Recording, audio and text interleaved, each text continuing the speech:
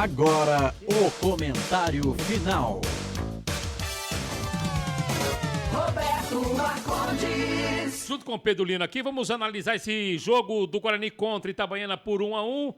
Tinha tudo para fazer uma grande partida e conseguir uma vitória, a segunda consecutiva, e dar um saltinho dentro do campeonato em termos de classificação. Chegou hoje ao quinto ponto, no empate muito ruim com o Itabaiana. Ele não fez um bom jogo, abaixo da expectativa, teve oportunidade, teve volume de jogo.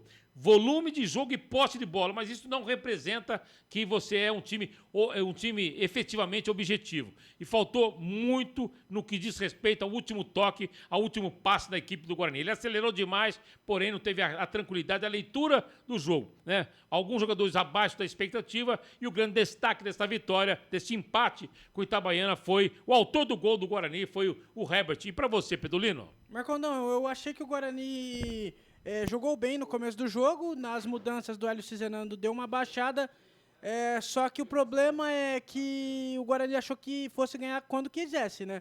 O Guarani entrou em campo, não é desrespeitando o Itabaiana, mas achou que poderia ganhar a hora que quisesse. O Herbert fez o gol, logo depois o Corey empatou a partida.